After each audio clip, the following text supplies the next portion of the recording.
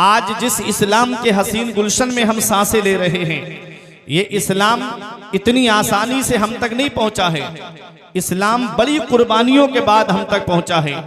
हमको इस इस्लाम के लिए कोई कुर्बानी देना नहीं पड़ी। हम मुसलमान, हमारे बाप मुसलमान, हमारे दादा मुसलमान, हमको सजा सजाया गुलशन मिल गया इस्लाम का। जरा तारीख उठा करके देखो, इस इस्लाम की खातिर हजरत बिलाल हबशी को गरम गरम रेत पे लिटा दिया गया, सीने पे वजनी पत्थर रख दिया गया, जिसकी वजह से उनकी जुबान बाहर निकल आती थी। कितनी परेशानी उठाई हजरत बिलाल ने इस इस्लाम की खातिर। आपकी गर्दन में रस्सी का फंदा डाल करके उमैया बिन खलफ शरीर लड़कों को मक्के के दे देता, वो आपको पहाड़ियों में लिए फिरते थे, गर्दन पर आपके निशान पड़ जाते थे रस्सी के। ऐ लोगों तवज्जो दीजिएगा, इसी इस्लाम की खातिर हजरत खुबैब को सूली पे चढ़ाया गया। इसी इस्लाम की खातिर हजरत खब्बाब को आग के जलते हुए शोलों पे लिटा दिया गया।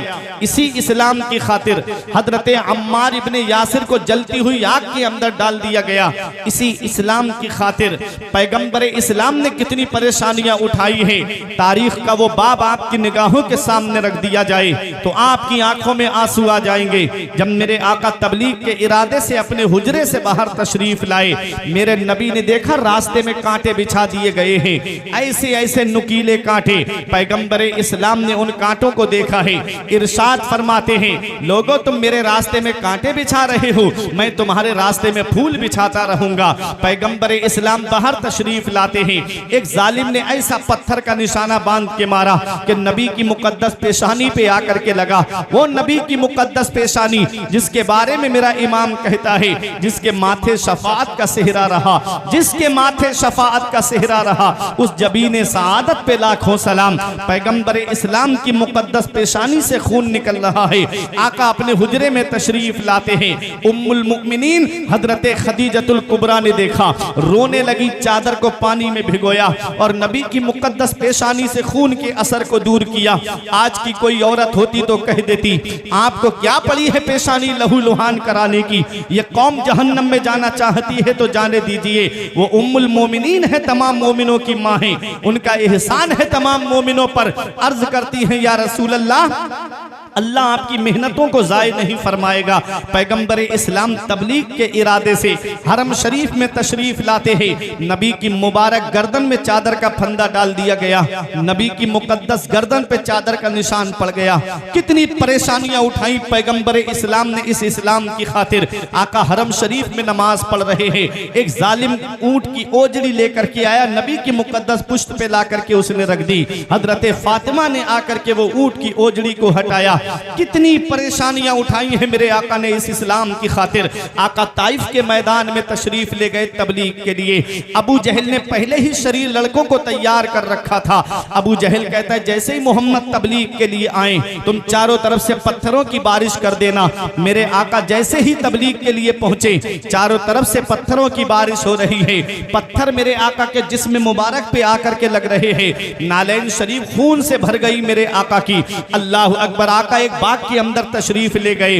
हवा के फरिश्ते ने कहा, आका मुझे इजाजत दे दो, मैं इनको पहाड़ों से टकरा के मार दूं। पानी के फरिश्ते ने कहा, आका मेरी हुकूमत समंदरों पे है, बारिश पर है, मुझे इजाजत दे दो, इतनी बारिश करूं ताइफ वाले यही डूब के मर जाएं। हजरत जिब्राईल अलैहिस्सलाम ने कहा, आका हमें इजाजत दे दो, ये ताइफ दो पहाड़ों के बीच में बस्ती आबाद है, पहाड़ मिला देता हूं यही पिस करके मर जाएंगे। मेरे आका इरशाद फरमाते हैं, ऐ फरिश्तों, मैं इस दुनिया में कहरो गजब बनकर नहीं आया हूं, मैं तो रहमतुल लिल आलमीन बन के तशरीफ लाया हूं, मैं तो सारे जहान के लिए रहमत बन के तशरीफ लाया हूं। वो हर आलम की रहमत है, किसी आलम में रह जाते ये उनकी मेहरबानी है कि ये आलम पसंद आए। बेशक। नारे तकबीर, नारे रिसालत, नारे गौसियत, जिक्र इमाम हुसैन, जिक्र शोहदाए करबला, नारे तकबीर। कितनी परेशानियां उठाई पैगंबर इस्लाम ने। मक्का छोड़ा, मदीने तशरीफ ले आए, फिर भी चैन से बैठने नहीं दिया। कभी जंगे बदर हो रही है, कभी जंगे उहद हो रही है, कभी जंगे खैबर हो रही है, कभी गज़बे तबूक हो रहा है। सन हिजरी 8 आई और नबी 10,000 सहाबा का लश्कर लेकर के जब मक्के में दाखिल होते हैं, जब मक्के को मेरे नबी ने फतह फरमाया, हजरत सैफुल्लाह खालिद इब्ने वलीद मेरे आका के साथ में चल रहे हैं। जुबान से निकल गया। अल-यौमु यौमुल मलहमा, आज का दिन बदला लेने का दिन है, आज का दिन खुरेजी करने का दिन है।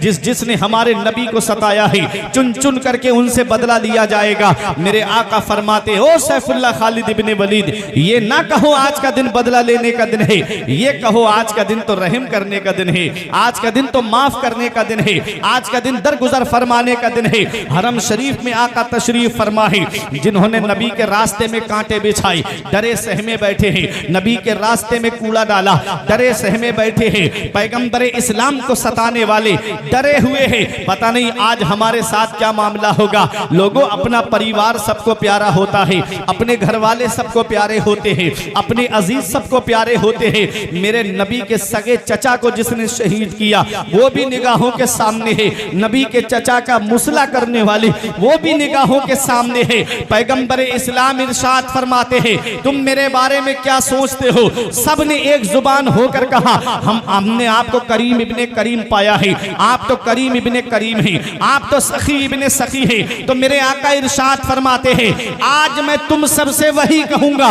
जो मेरे भाई यूसुफ ने अपने भाइयों से कहा है, ला तसरीबा अलैकुमुल यौम, आज तुमसे कोई बदला नहीं लिया जाएगा, तुम सबके सब आजाद कर दिए गए हो, तुम सबके सब माफ कर दिए गए हो। पैगंबर इस्लाम ने सबको माफ फरमा दिया। आला हजरत अजीमुल बरकत पुकार उठे, ये वही हैं जो बख्श देते हैं, ये वही हैं जो बख्श देते हैं। जिसके रास्ते में कांटे बिछाए जाएं और वो बदला ना ले, जिसके ऊपर जुल्म किया जाए और वो बदला ना ले, जिसके परिवार को सताया जाए और वो बदला ना ले। ये मेरे नबी की शान है कि नबी के चचा को जिन्होंने शहीद किया था, आका ने उन्हें माफ फरमा दिया, और सिर्फ माफ ही नहीं फरमाया है, सहाबियत का मकाम भी अता फरमाया है, सहाबियत का दर्जा भी अता फरमाया है। आला हजरत पुकार उठे, ये वही हैं जो बख्श देते हैं। कौन इन जुर्मों पे सजा ना करे, दिल को उनसे खुदा जुदा ना करे, बेकसी लूट ले खुदा ना। ये मेरे नबी की शान है। पैगंबर इस्लाम ने इस इस्लाम को पहुंचाया, कितनी परेशानियां उठाई। मेरे आका के घर में 2-2 महीने तक चूल्हा नहीं जलता था। हजरत आयशा सिद्दीका से पूछा गया, अम्मी जान उस दौर में चराग कैसे जलता था, चराग में डालने के लिए तेल कहां से आता था? तो हजरत आयशा सिद्दीका रजी अल्लाह ताला अन्हा कहती हैं, अगर उस वक्त चराग हमारे घर में होता तो हम चराग में तेल जलाते नहीं बल्कि उस तेल को पी जाते। अगर उस वक्त हमारे घर में चराग में तेल डालने के लिए तेल होता तो चराग नहीं जलाते, उसको पी जाते तेल। ऐसा दौर गुजरा। पैगंबर इस्लाम ने गरीबी को पसंद फरमाया। मेरे अजीजों, जब ये इस्लाम फैल गया तो सहाबा ने मशवरा किया कि आका के घर में कई कई दिन तक चूल्हा नहीं जलता है, चलो कुछ नजराने लेके चलते हैं, कुछ तोहफे लेकर चलते हैं। सहाबा तोहफा लेकर के आए। मेरे नबी पर आयत करीमा नाजिल होती है, कुल ए महबूब सल्लल्लाहु अलैहि वसल्लम, आप अपने उम्मतियों से कह दो, ला अस्अलुकुम अलैहि अजरा, जो इस्लाम मैंने तुम तक पहुंचाया, जो दीन मैंने तुम तक पहुंचाया, जो शरीयत मैंने तुम तक पहुंचाई, ला अस्अलुकुम अलैहि अजरा, मुझे उसका बदला नहीं चाहिए, मुझे उसका मुआवजा नहीं चाहिए, मुझे उसकी कीमत नहीं चाहिए। इल्लल मवद्दता फिल कुर्बा, मुझे कुछ देना चाहते हो तो मेरे अहले बैत से मोहब्बत करो, मुझे कुछ देना चाहते हो तो मेरे घर वालों से मोहब्बत करो, मुझे कुछ देना चाहते हो तो मेरे अहले बैत से प्यार करो। अब एक इल्मी बात करने जा रहा हूं, तवज्जो देंगे आपकी भी समझ में आएगा। ये उलमा तशरीफ फरमा है, नबी ने ये नहीं फरमाया कि तुम मेरे अहले बैत से मोहब्बत करो। कुरान में मवद्दत का लफ्ज आया है। मवद्दत जानते हो किसे कहते हैं? एक है मोहब्बत और एक है मवद्दत। मोहब्बत कहते हैं मैलानुल कल्बी फी शैइही फी जातिही, और मवद्दत कहते हैं सैलानुल कल्बी फी शैइही और फी जातिही। मोहब्बत कहते हैं दिल के मैलान को। मोहब्बत किसे कहते हैं? दिल के मैलान को। दिल के मैलान को मोहब्बत कहते हैं। और मोहब्बत के और मैलान के लिए जरूरी है शय का देखना। मैलान के लिए जरूरी है शय का देखना। जात का देखना। आपने जब तक मुझे नहीं देखा आपको मुझसे मोहब्बत नहीं थी, अब आपने मुझे देख लिया, मुझसे आपको मोहब्बत हो गई। मेरे आका ने ये नहीं फरमाया कि तुम मेरे अहले बैत से मोहब्बत करना, आका फरमाते हैं तुम उनसे मवद्दत रखना। मतलब ये है कहीं ऐसा ना हो कि आने वाले वक्त में कोई ये कह दे कि हमने हुसैन को देखा नहीं है, पता नहीं हुसैन के हाथ कैसे होंगे, हमने हुसैन को देखा नहीं है, पता नहीं हुसैन चलते कैसे होंगे, हमने हुसैन को देखा नहीं है, पता नहीं हुसैन बोलते कैसे होंगे। मेरे आका फरमाते हैं तुम मेरे अहले बैत से मवद्दत करना। मवद्दत का माना है कि जिसके बगैर चैन ही ना पड़े, अहले बैत से मवद्दत रखना। इसका मतलब ये है कि 1450 साल गुजर गए, हमने हुसैन को देखा नहीं है और हुसैन का लंगर आज हर घर में पक रहा है, हुसैन को याद आज हर घर में किया जा रहा है। जिंदाबाद जिंदाबाद, बेशक बेशक। देखा नहीं है, आज भी हुसैन को हम अपनी मजलिसों में याद कर रहे हैं, अपने घरों में याद कर रहे हैं, तन्हाइयों में याद कर रहे हैं, खलबत में याद कर रहे हैं, जलवत में याद कर रहे हैं। ऐ लोगों, मोहब्बत और मवद्दत का फर्क मैंने आपको बता दिया। कुरान कहता है कि नबी ने आयत करीमा पढ़कर सुनाई, तुम मेरे अहले बैत से मवद्दत करना, तुम मेरे अहले बैत से मवद्दत रखना। मवद्दत का माना आप समझ गए, जिसके बगैर आदमी को चैन ही ना पड़े। और सुनो, मछली को पानी से मोहब्बत नहीं है, मछली को पानी से मवद्दत है। आप तो नदी के किनारे रहते हो, आप मुझसे ज्यादा अच्छा जानते हो। मछली पानी के अंदर रहती है तो जिंदा रहती है, मछली को पानी से मोहब्बत नहीं है, मवद्दत है। पानी से ज्यादा ताकतवर चीज दूध होता है। आप मछली को पकड़ कर लाओ और एक कढ़ाव के अंदर दूध रख देना और उसमें मछली को डाल देना, बताओ क्या मछली जिंदा रहेगी? मछली को अगर पानी से निकाल के दूध में छोड़ दोगे, क्या मछली जिंदा रहेगी? मर जाएगी, मछली जिंदा नहीं रहेगी। ये मछली को पानी से मोहब्बत नहीं है, पानी से मवद्दत है, पानी में रहेगी तभी जिंदा रहेगी। नबी फरमाते हैं तुम मेरे अहले बैत से मवद्दत करना। मतलब ये है कि जैसे मछली बगैर पानी के जिंदा नहीं रहती है, ऐसे ही सुन्नी अहले बैत के जिक्र के बगैर जिंदा नहीं रहता, ऐसे ही सुन्नी अहले बैत के जिक्र के बगैर जिंदा नहीं रहता है। मेरे अजीजों, कौन अहले बैत है? हम सुन्नी हैं। हम अल्हम्दुलिल्लाह, हमारे एक हाथ में सहाबा का दामन है और दूसरे हाथ में अहले बैत का दामन है। हम सुन्नी हैं, अहले सुन्नत वल जमात हैं। मेरे आका ने फरमाया मेरे अहले बैत की मिसाल नूह अलैहिस्सलाम की कश्ती की तरह है। जो इसमें बैठ गया वो पार हुआ और जो नहीं बैठा वो डूब गया, वो हिलाक हुआ। समझते रहिएगा। समझ में आ रही मेरी बात? परेशान तो नहीं हो रहे पीछे वाले? अब सुनने वाले रह गए, अब जलसा सुनने वाले रह गए ना। अभी सुनाऊंगा मैं आपको इमाम हुसैन का जिक्र। पहले अहले बैत का मकाम भी तो समझ लो, पहले अपना मसलक भी तो समझ लो। मसलक आला हजरत है क्या? सुनो, नबी फरमाते हैं मेरे अहले बैत की मिसाल नूह अलैहिस्सलाम की कश्ती की तरह है। नूह अलैहिस्सलाम की कश्ती किस चीज की थी? क्या लोहे की थी? नूह अलैहिस्सलाम की कश्ती लकड़ी की थी और कश्ती के अंदर 3 खाने बने हुए थे। उसके अंदर जो बैठ गया वही पार हुआ था। उनका सगा बेटा नहीं बैठा नूह अलैहिस्सलाम का कश्ती के अंदर, डूब गया, हिलाक हो गया। पूरा वाकया कुरान के अंदर आया है कि नूह अलैहिस्सलाम की कश्ती जब चल रही थी पानी के ऊपर, तो नूह अलैहिस्सलाम ने देखा कि उनका बेटा डूब रहा है। आवाज दिया, मेरे बेटे आजा कश्ती के अंदर बैठ जा। उसने कहा पहाड़ की ऊंची ऊंची चोटियां मुझे बचा लेंगी, आज ये पहाड़ मुझे बचा लेंगे। नूह अलैहिस्सलाम ने फरमाया बेटा आज तुझे अल्लाह के फजल के सिवा कोई नहीं बचाएगा, कश्ती के अंदर आ जाएगा तभी बचेगा। उसने कहा मैं नहीं आऊंगा। वो डूबने लगा, जब एक लहर गिरदाब में फंस गया, डूबने लगा। बाप तो बाप होता है, दिल में ख्याल आया कि कि मेरा बेटा डूब जाएगा।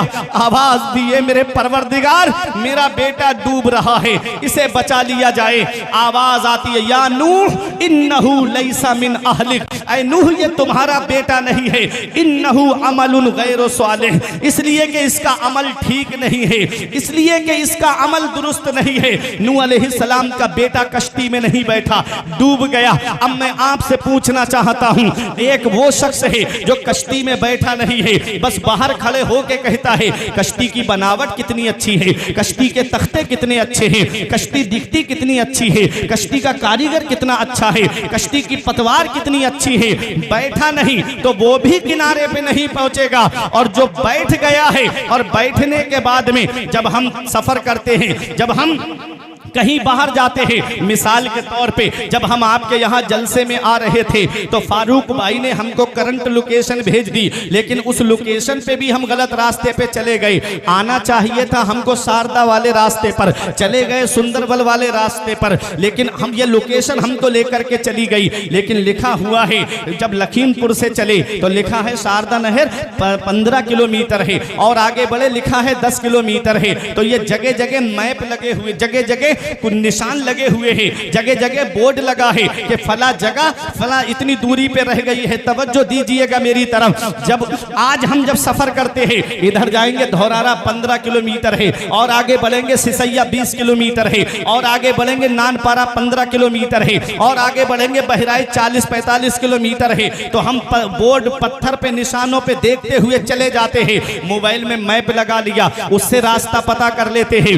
सुनो, जब हम रास्ते में निकलते हैं तो मैप लगा लेते हैं, रास्ता पता चल जाता है। उस दौर को याद करो जब दौर समंदर का सफर होता था, कश्तियों का सफर होता था। उस दौर में कोई मैप नहीं था, उस दौर में कुतुबनुमा नहीं था, उस दौर में कोई समते बताने वाला नहीं था। तो जब कश्तियों का सफर होता था, जब समंदर का सफर होता था, तो आदमी किनारे पे कैसे पहुंचता था? समंदर में तो सब तरफ एक सा नजर आता है, पूरब किधर है पता नहीं चलता, पश्चिम किधर है पता नहीं चलता, उत्तर किधर है पता नहीं चलता, दक्षिण किधर है पता नहीं चलता। तो उस वक्त पता कैसे लगाया जाता था? तो दिन में सूरज को देख करके अंदाजा लग जाता था कि पूरब किधर है, पश्चिम किधर, उत्तर किधर, दक्षिण किधर। और रात में सितारों को देख करके चाल का अंदाजा हो जाता था, सितारों को देख करके समतों का अंदाजा हो जाता था। पैगंबर इस्लाम की बारगाह में हमने अर्ज किया, या रसूल अल्लाह, हम अहले बैत की कश्ती में बैठ गए हैं, अहले बैत की मोहब्बत की कश्ती में हम सवार हो गए हैं। आका, हम किनारे पे कैसे पहुंचेंगे? तो या रसूल अल्लाह, हमें किनारे पे पहुंचने के लिए सितारों की भी तो जरूरत पड़ेगी। नबी की बारगाह से जवाब मिलता है, अस्हाबी कन नुजूम बिअय्यिहिम इक्तदैतुम इहतदैतुम, मेरे सारे सहाबा सितारों की मिसल है, एक की भी पैरवी करोगे रास्ता पा जाओगे, हिदायत पा जाओगे। पता चला नबी के अहले बैत कश्ती है और सहाबा सितारे हैं। कश्ती में बैठोगे तो सितारों का सहारा लेना पड़ेगा, तभी मंजिल पे पहुंचोगे, तभी किनारे पे पहुंचोगे। अब एक भाई भी खामोश नहीं रहेगा। आसमान में 4 बड़े सितारे हैं, एक सितारा पूरब में दिखता है, एक पश्चिम में दिखता है, एक उत्तर में दिखता है, एक दक्षिण में दिखता है। आसमान में 4 बड़े सितारे हैं, जिससे आदमी को समतों का अंदाजा लग जाता है। हम अहले बैत की कश्ती में बैठ गए तो जमीन पर नबी के सितारे कौन है? तो सुनो, एक सितारे का नाम अबू बकर सिद्दीक है, एक सितारे का नाम उमर फारूक आजम है, एक सितारे का नाम उस्माने गनी है, और एक सितारे का नाम मौला अली शेरे खुदा है। नारे तकबीर, सारे लोग बोले ना। करबला में इमाम हुसैन के उन साथियों को आप याद कर लो जो करबला के मैदान में इमाम हुसैन का साथ छोड़कर नहीं गए। हम भी तो इमाम हुसैन से सच्ची मोहब्बत करने वाले हुसैनी गुलाम हैं। वो हुसैन का साथ छोड़कर नहीं गए थे और हम हुसैन की महफिल छोड़कर जा रहे हैं। ये हमारी मोहब्बत है, वो उनकी मोहब्बत थी।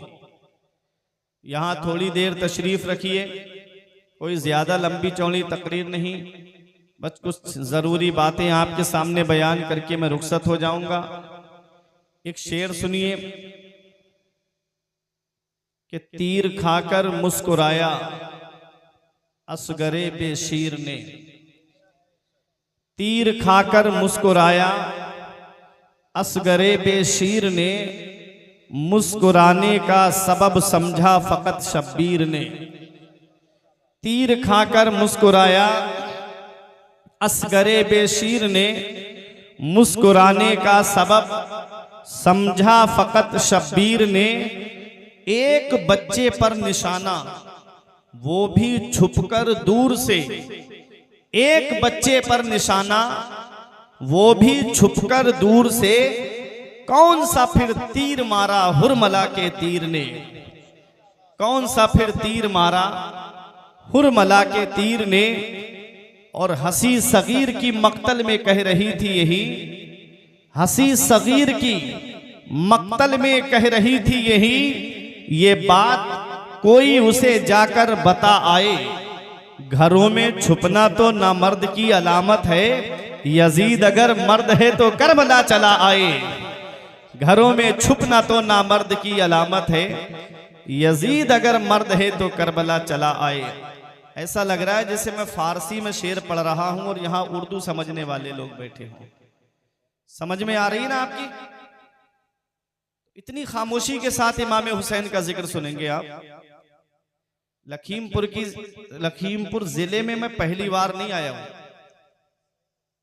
शायद जितने जलसे मैंने इस जिले में किए होंगे, किसी जिले में किए होंगे, गोंडा बहराइच में किए होंगे शायद, वरना सबसे ज्यादा जलसे मैंने इस इलाके में किए।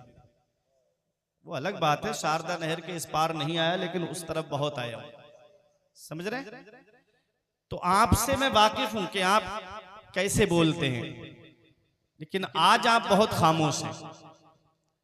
इतनी खामोशी के साथ जलसे सुने नहीं जाते। इमाम हुसैन की मोहब्बत में नहीं बोलोगे तो किसकी मोहब्बत में बोलोगे? 10 मुहर्रम को हमने देखा है आपका बोलना, सोशल मीडिया पे बहुत वायरल होते हैं आप लोग।